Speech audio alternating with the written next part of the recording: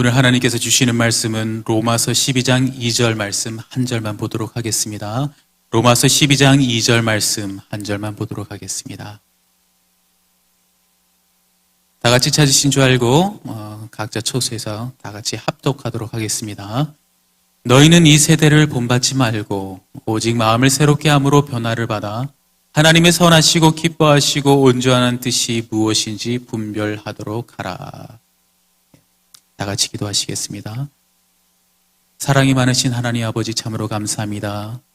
이렇게 귀한 새벽에 주님께서 저희 한 사람 한 사람 불러주시고 하나님이 귀한 말씀을 듣고 또 그 말씀을 붙들고 귀한 기도의 우물을 팔 수 있는 오늘 아침 될 수 있도록 허락하심을 참으로 감사합니다.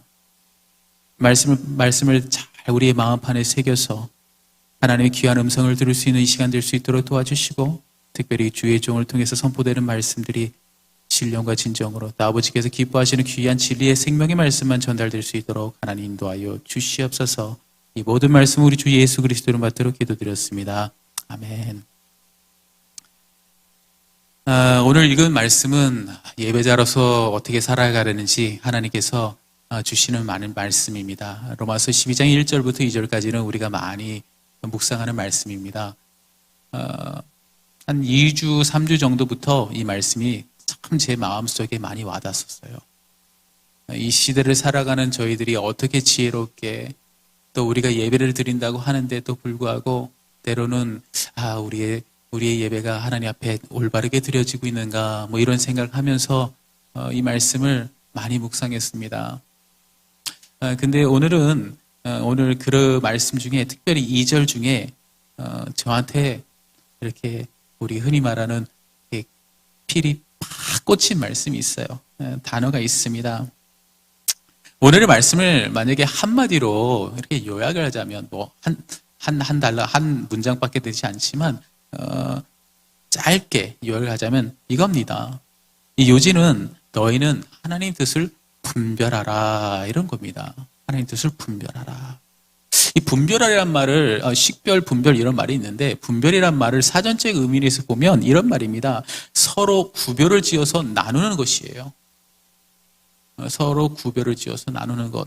그래서 오늘 이 말씀을 통해서 영적인 어떤 분별력이라는 것은 무엇을 나누냐면 선과 악을 나누고 빛과 어둠을 나누고 또 어떻게 보면 하나님의 영과 세상의 영을 나누어 그렇게 해서 구분질 수 있는 그런 능력을 말합니다. 근데 이 능력은 구분해서 끝나는 것이 아니라 구분하여 이것을 해야 할 것, 하지 말아야 될 것, 또 취해야 될 것, 취하지 말아야 될 것을 정확하게 구분해서 하나님 뜻을 알아가는 것입니다. 그래서 오늘 말씀의 키포인트는 영적인 분별력입니다. 여러분 영적인 분별력이 얼마나 필요하십니까?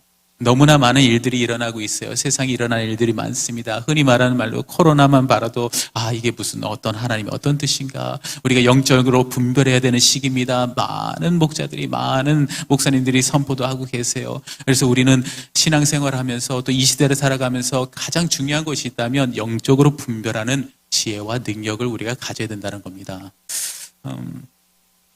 오늘의 말씀을 통해서 조금이나마 영적인 분별력을 우리가 어떻게 회복을 하고 잃었다면 어떻게 회복을 하고 내가 잘 영적인 분별력이 없는 것 같다 그러면 어떻게 우리가 얻을 수 있는지 잠시 볼 수 있는 기회가 됐으면 좋겠습니다. 오늘 말씀을 보니 마지막 부분에 온전한 뜻 하나님의 선하시고 기뻐하시고 온전한 뜻이 무엇인지 분별하도록 하라 그러면서 그 전제에 그 방법을 가르쳐주고 있어요.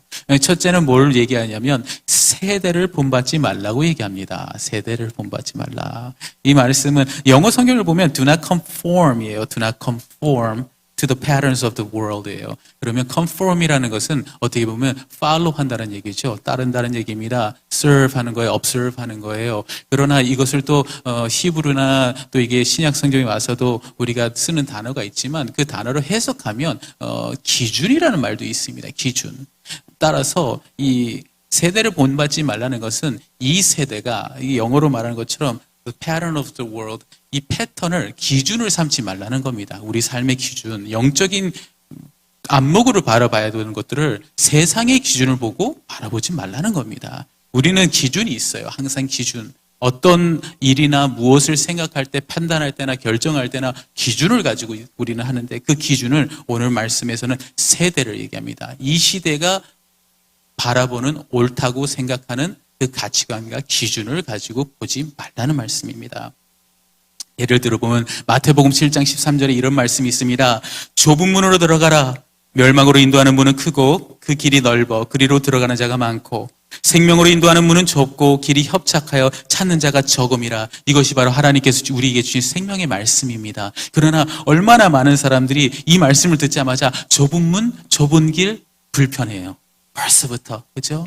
왜냐하면 세상이 주는 기준은 좁은 문, 좁은 길은 불편하다는 것입니다. 그러니까 우리 영적인 분별을 할 때부터 아유, 좁은 문, 좁은 이왕이면 큰 길로 가지. 그렇지 않습니까? 우리도 자녀를 키우시는 분들이 많습니다. 이왕이면 잘 됐으면, 이왕이면 또 이곳에 성공했으면, 이왕이면 돈도 많이 벌었으면, 이러다 보니까 우리가 본질과 비본질을 흐리면서 어떤 상황이 생기냐면 우리의 가치관과 기준이 세대를 본받게 된다는 겁니다. 기준이 세상 기준이 된다는 거지요. 그래서 생명이라는 이 좁은 문과 좁은 길은 매력이 없다라는 겁니다. 여러분, 정말로 주님께서 이 시간 좁은 문로 가거라, 가시밭길로 가거라 라고 얘기했을 때 얼마나 많은 예배자들이, 얼마나 많은 목회자들이, 얼마나 많은 그리스도인들이 예, 저 여기 있습니다. 부르심 받은 제가 여기 있습니다. 제가 과감히 무릎을 꿇으며 나가겠습니다. 제가 천국은 무릎 꿇고 나아가는 날이라고 하는데 제가 주님이 부르시는 그곳, 그 가시밭길이라 할지라도 좁은 길이라 할지라도 전 나가겠습니다라고 하시는 분들이 얼마나 많을까요? 저는 그 궁금합니다. 저 또한 믿음이 있다고 한다고 하시면서도 좁은 문 좁은 길 얘기하고 가시밭길 고난의 길 생각하면 마음이 쉽지 않게 편한 건 아닙니다. 그렇잖아요. 왜냐하면 우리가 이 모든 기준이 세대를 본받기 때문인 겁니다. 그러면 우리가 영적인 분별력이 그 순간 흐트러지게 된다는 거죠. 많은 교회들이 세상의 문화가 뒤처졌다고 해서 세상에 있는 많은 문화를 교회에 접목을 시킵니다. 컨텐츠를 가져옵니다. 그래서 세상에는 재미있고 화려하고 매력적인 걸 다 교회에 끌고 들어옵니다. 나쁘다는 얘기가 전혀 아닙니다. 맞습니다. 모든 것은 하나님께서 주신 창조 문화입니다. 우리가 회복해야 됩니다. 이 문화는 하나님 것입니다. 그래서 회복하는 건 맞습니다. 그러나 그것이 안목이, 기준이 세상에 좋은 것이라고 느껴졌기 때문에 들어왔다면 거기서 문제가 되는 겁니다. 세대는 변하게 돼 있어요. 그래서 유행도 변하고 모든 게 생각이 변하게 돼 있어요. 그러나 우리가 변하지 않는 것을 붙잡고 우리가 선포하고 나야 될 것이 무엇이냐면 바로 하나님의 말씀인 것입니다.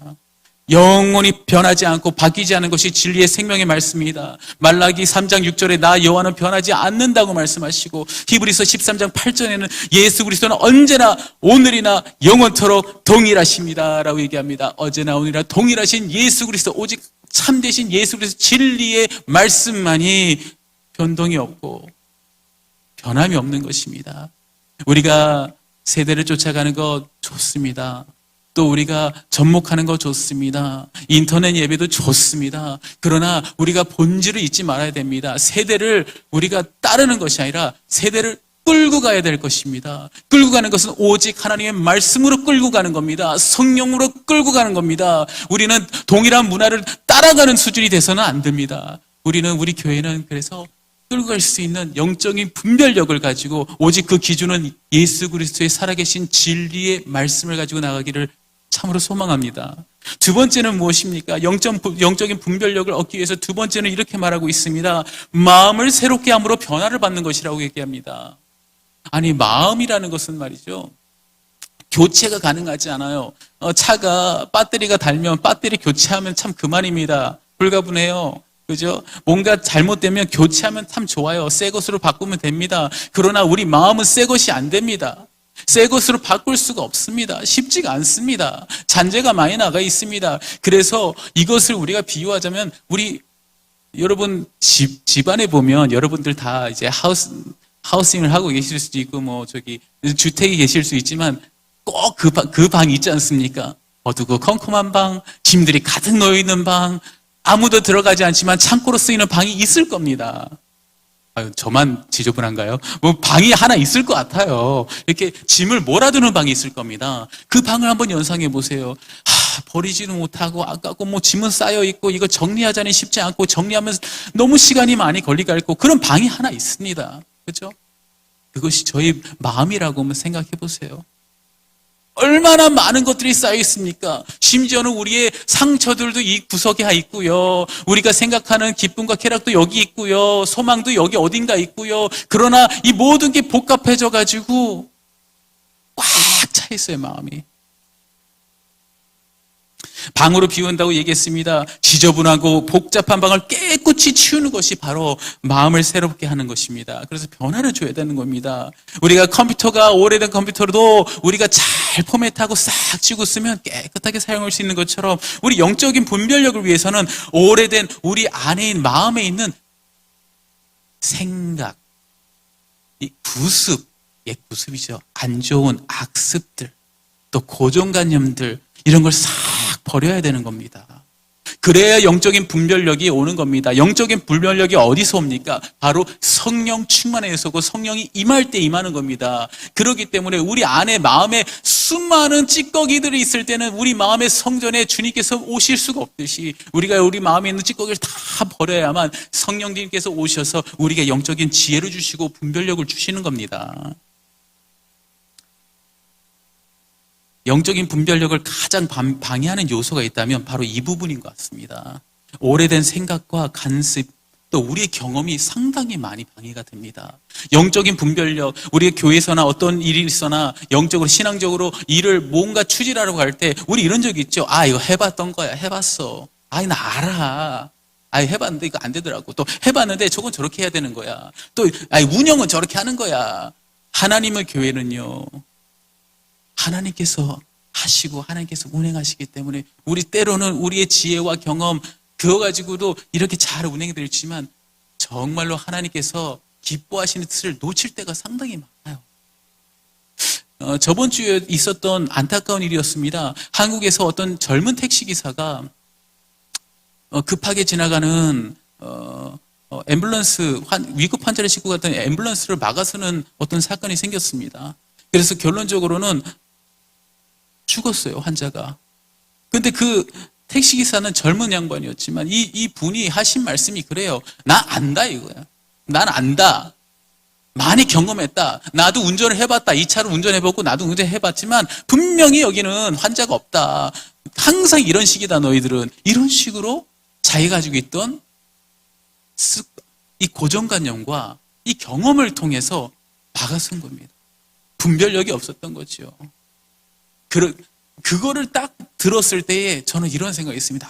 어쩌면 그것이 우리의 신앙생활하고도 어쩌면 비슷할 수 있겠구나. 하나님께서는 위급한 순간에 우리를 통해서 영적인 분별력을 가지고 뚫어주시려고 하는데 정말 생명을 살리려고 가려고 하는데 우리의 마음은 정작 난 이거 많이 해봤어.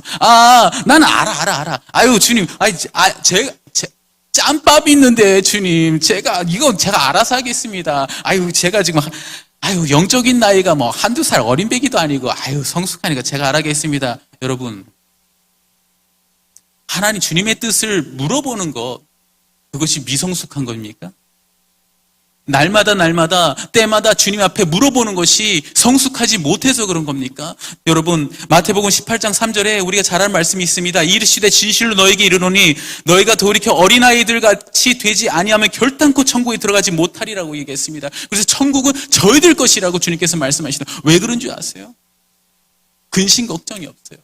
무엇을 해도 주님 앞에 나와서 물어보기 때문입니다. 우리가 성장하고 신앙생활을 오래 하게 되면 그 문제가 뭐냐면 이미 우리는 많이 겪고 경험했기 때문에 주님 앞에 물어보지 않는 거예요. 우리는 이미 알고 있는 거예요. 어떤 교회 일이 생기면은 이건 대충 이렇게 하면 되고 저렇게 하면 됩니다. 이런 마음들이 있는 거예요. 그러니 물어보질 않아요. 기도를 하질 않아요.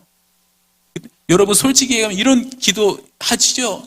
하나님 아버지, 이런 문제가 생겼습니다. 그래서 이렇게 해서 저렇게 이루어지기를 간절히 기도합니다. 라고 얘기합니다. 근데 방법이 달랐어요.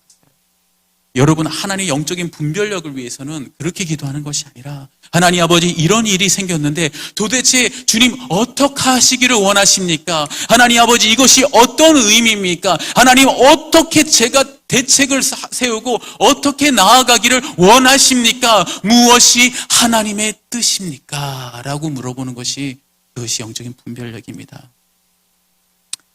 오늘 아침 이 시간에 이 세대를 본받지 않고 오직 진리의 말씀이 우리 삶의 기준이 되고, 마음을 새롭게 함으로 변화를 받아 우리 옛 구습과 경험을 인해 선판단하여 하나님께 엽주지 않고 우리 뜻대로 결정하여 구했던 우리 모습을 회개하시고 또 영적 분별력을 더하시는 모두가 되기를 주님으로 소망합니다. 그리고 축원합니다. 우리 한번 기도하기를 원합니다.